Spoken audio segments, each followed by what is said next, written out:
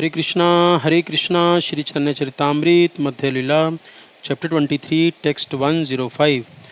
युक्त वैराग्य स्थिति सब शिखाइला, शुष्क वैराग्य ज्ञान सब निषेधिला. Shri Chaitanya Mahaprabhu then told Sanatana Goswami about proper renunciation according to a particular situation, and the Lord forbade dry renunciation and speculative knowledge in all respects. Purport. This is the technique for understanding Shushka Vairagya and Yukta Vairagya. In the Bhagavad Gita 6.17 it is said, Yuktahar viharasya yukta cheshtasya karmasu yukta swapnava bodhasya yogo bhavati dukkhaha.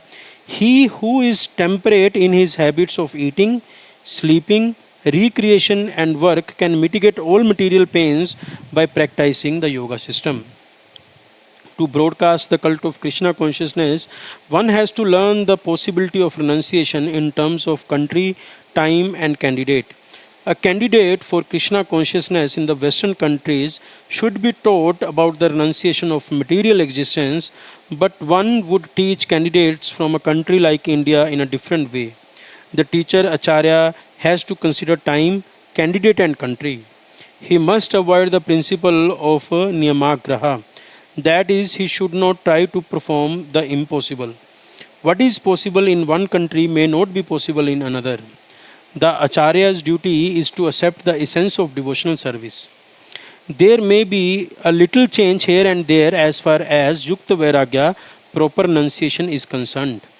Dry renunciation is forbidden by Sri Chaitanya Mahaprabhu, and we have also learned this from our spiritual master, His Divine Grace Bhaktisiddhanta Saraswati Thakur Goswami Maharaj. The essence of devotional service must be taken into consideration and not the outward paraphernalia. Sanatana Goswami wrote his Vaishnav Smriti Hari Bhakti Vilas, which was specifically meant for India.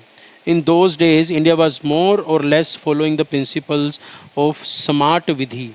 Srila Sanatana Goswami had to keep pace with this, and his Hari Bhakti Vilas was compiled with this in mind. According to smart Brahmanas, a person not born in a Brahman family could not be elevated to the position of a Brahman. Sanatana Goswami, however, says in the Hari Bhakti Vilas 2.12 that anyone can be elevated to the position of a Brahman by the process of initiation. As bell metal is turned to gold when mixed with mercury in an alchemical process, so one who is properly trained and initiated by a bona fide spiritual master immediately becomes a Brahman. There is a difference between the smart process and the Goswami process. According to the smart process, one cannot be accepted as a Brahman unless he is born in a Brahman family. According to the Goswami process, the Hari Bhakti Vilas and the Narad Pancharatra, anyone can be a Brahman if he is properly initiated by a bona fide spiritual master. This is also the verdict of Shukdev Goswami in Srimad Bhagavatam 2.4.18. Kirat hunandra pulinda pulkasha abhir shumbha yavana khasadaya yene cha papa yad apashraya shreya shuddhanti tasme prabha vishnave namah. Kirats, Hunas, Andhras, Pulindas, Pulkash, Abhiras, Shumbhas, Yavanas, and the members of Khas races, and even others who are addicted to sinful activities can be purified by taking shelter of the devotees of the Lord. Due to his being the supreme power, I beg to offer my respectful obeisances unto him.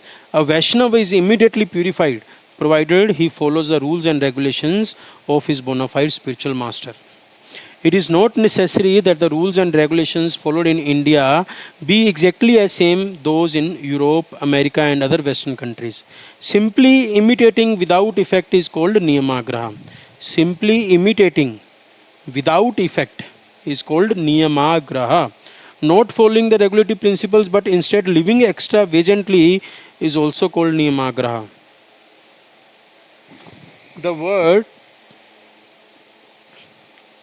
The word niyama means regulatory principles and agraha means eagerness. The word agraha means not to accept. We should not follow regulatory principles without an effect, nor should we fail to accept the regulatory principles.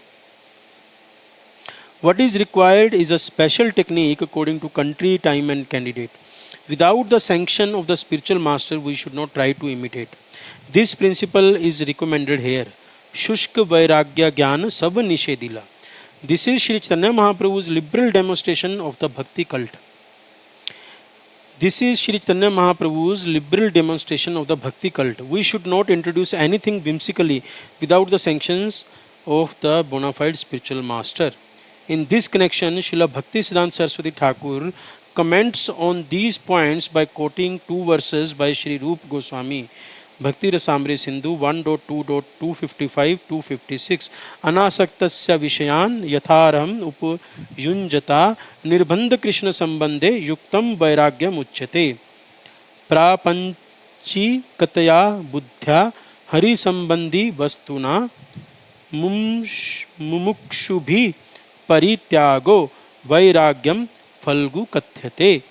When one is not attached to anything but at the same time accepts everything in relation to Krishna, one is rightly situated above possessiveness. On the other hand, one who rejects everything without knowledge of its relationship to Krishna is not as complete in his renunciation. To preach the Bhakti cult, one should seriously consider these verses. Hare Krishna, Jai Srila Prabhupada.